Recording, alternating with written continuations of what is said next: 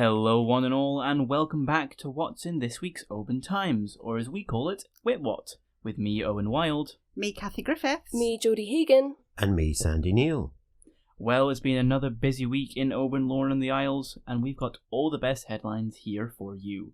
If you want to read the stories in full, remember to pick up a copy of the Oban Times in all the usual shops and retail spots from Thursday onwards, or check out www.westcoasttoday.co.uk for even more, including 5 papers from along the West Coast.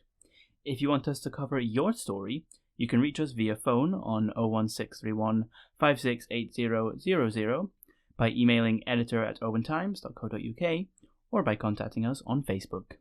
Now on to the headlines. Kathy, will you get us started? Certainly will. So renewable energy company Drax has pulled its Cruachan 2 plans for now.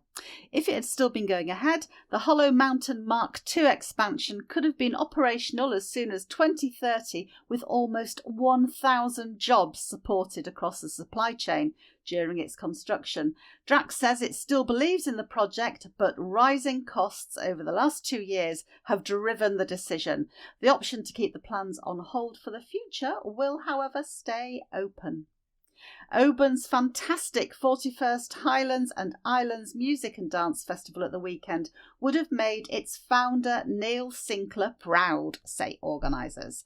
Mr Sinclair died on Thursday, the day before the 2025 Scottish traditional music and dance competitions started at venues across the town. We've got some cracking photos from that event and thanks to our photographer Kevin McGlynn. And an online fundraiser is boosting a long-running appeal to analyse and conserve a whopping great 1,500 objects found by a community archaeology project on the early Christian site of Mollau, Sandy? St Mollau, I believe. I believe it's Gaelic for my light. Oh, how lovely. So, yes, there we are. So that project was on the early Christian site of Mollau Monastery on Lismore. And over time, more than £20,000 has been raised to get work done. But volunteers who took on the responsibility of rallying the cash needed still need another £4,000 to finish it off, says Island archivist Robert Hay. So read all about how you can help online or in this week's OT. Well, thank you very much, Kathy. That sounds very interesting. Now, it's been busy at the Rockfield Centre recently. What's been going on, Jodie? Yes, it has been. A group of knitters from Oban's Rockfield Centre have been hard at work making colourful odd socks, which will be hung in the Down Syndrome Scotland Garden at this year's prestigious Chelsea Flower Show. Why socks, you ask? Well, find out in this week's paper. And while I'm on the topic of creativity, last week a miniature clay food enthusiast from Canada held their first international workshop in Oban, and tiny clay carrots, cauliflowers and potatoes were on the menu.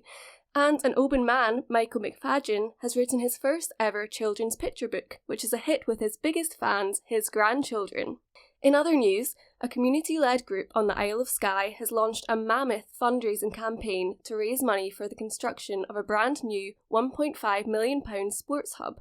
Also on Skye, in this week's Lochaber Times, we report that a team of archaeologists and scientists have found evidence of one of the earliest human populations yet known in Scotland on the island. And the determined owner of a popular cafe in Tyndrum is celebrating 20 years of business after facing numerous challenges head-on.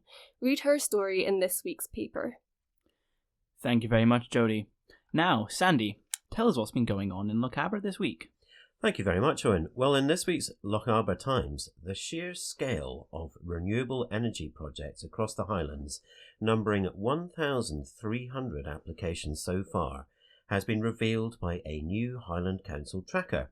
It has been hailed as a good day for local democracy. People have urged surrounding councils in Argyll and Bute and the Western Isles to produce maps of their own, and the Scottish Government to create one for the whole of Scotland. Meanwhile, in the Oban Times, Oban community groups are calling on Argyll and Bute Council to withdraw its seriously flawed bid to manage one of Scotland's busiest ports. Shocked firms are urging a rethink on jaw-dropping plans to divert traffic on the A83 Rest and Be Thankful at the height of the tourist season. And communities throughout the West Coast are joining a nationwide celebration to mark 80 years since the end of World War II in Europe. We have a roundup of the events on and after VE Day, the 8th of May. That's this Thursday. Owen, back to you. Thank you, Sandy. Now it's over to me to wrap up the last of the headlines in this week's paper. The Mull Campus has moved to the next stage, complete with a new name, but the newly dubbed Tobermory Campus is still as unpopular with Islanders as ever. There's more from last week's royal visit, including photos and exclusive comments, and Oban Airport's business park is progressing smoothly. Finally from me, I've been speaking to an Oban family who say they've been abandoned by the care service after a 90-year-old grandmother was denied care requested by her daughter. The council's policy lead for care services has responded, discussing the difficulties with hiring staff in the local area. The full story on the care crisis and this family's plight can be found online or in the Oban Times from Thursday. Well folks, that's all we have for you this week. Remember once again to get your copy of the Oban Times and be back here same time, same place for next week's episode of Wait What. So it's goodbye from me, Owen Wild. Goodbye from me, Kathy Griffiths. Goodbye from me, Jodie Hagan. And goodbye from me, Sandy Neal. Bye. Bye.